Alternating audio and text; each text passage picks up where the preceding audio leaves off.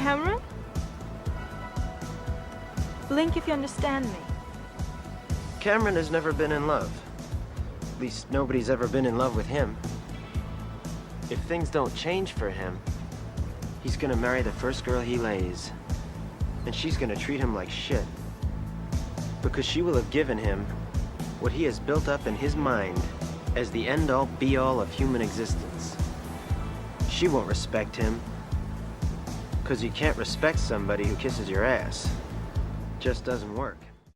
So welcome back, MGTOW men. I don't know if you guys are familiar with that clip, but that is from one of my favorite movies of all time and one of the most red pill-laced films, Ferris Bueller's Day Off.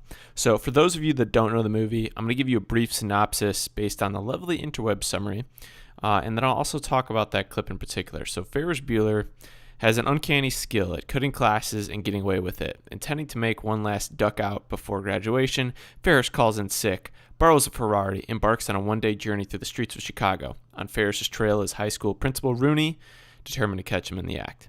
So two of the main characters in Ferris Bueller, the main protagonist, who's perceived to be the MGTOW in some sense, which I'm going to look at as the red pillar in this video.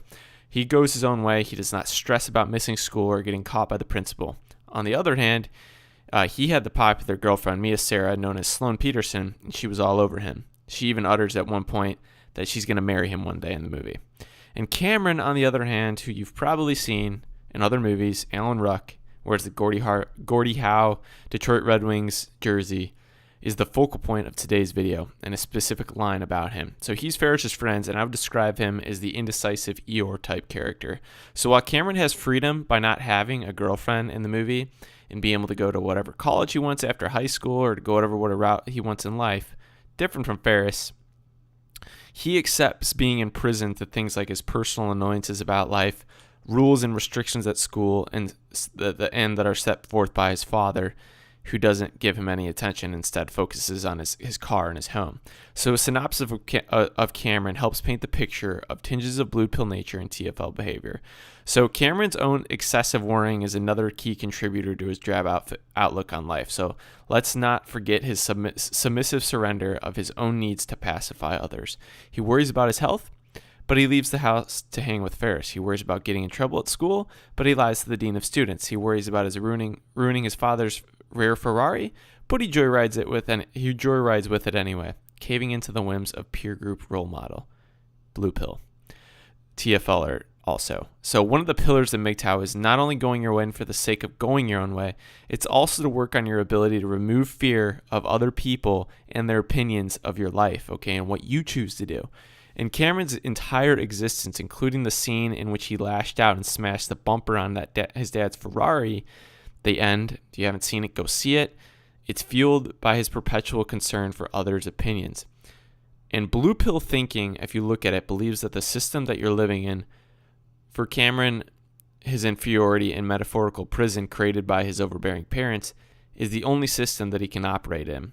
He has to follow it. He has no choice. And breaking it would require anger, not sound thought, and balance somewhere between anger and sound reasoning and judgment, which I would call red pill thinking.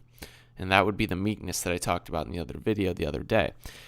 And the one scene that you heard that says so much about Cameron Fry and is an example of a blue-pilled simp with some TFL thought trapped in his mind is when Ferris steps in the front of the camera as Cameron dwells on his desire for one-itis entrapment in life and says, Cameron has never been in love. At least no one has ever been in love with him. If things don't change for him, he's going to marry the first girl he lays, and she's going to treat him like shit. Because she will have given him what he has built up in his mind to be the end-all and be-all of human existence. She will not respect him because you can't respect someone who kisses your ass. It just doesn't work.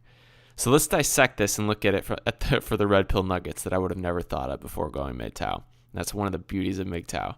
You see all these new things, see these movies that you liked as MGTOW. So I hadn't been in love, as Ferris would have called it, until I hit age 20. I had my first girlfriend. So I was much like Cameron would have been.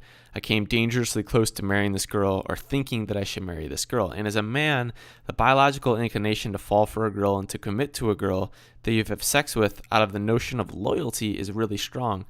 And you can compare that to the potential simp, early 20s married Cameron, And you can compare that even to the marriages of the 18th and 19th century, not necessarily in a bad way. So I wouldn't characterize those marriages as being simp marriages, but the reason that many of these marriages occurred when they did was that societal pressures and expectations also made it seem acceptable to marry that first girl that you laid with when you were a teen.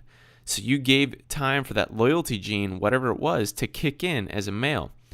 And then marriage seems to happen right away.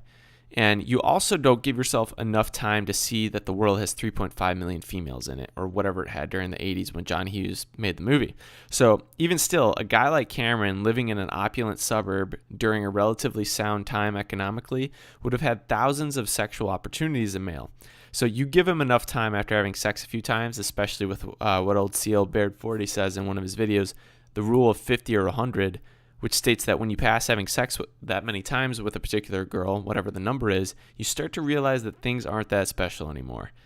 There's a whole other video I can make on that. And this is just to say that I was very much like this. So I was very much like Cameron. And during the first couple of months, and you've probably been there too, maybe just during the first couple of months of dating my first girlfriend, I might have hit that number pretty soon, pretty quickly, or having sex a lot.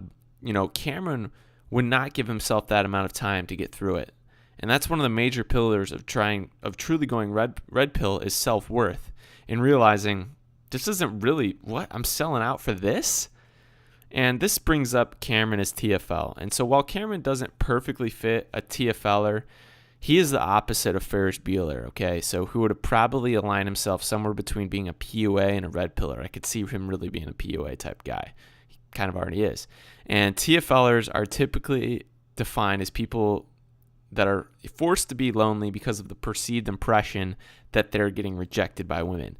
So thus, if a woman doesn't reject that man, he will oftentimes latch onto her.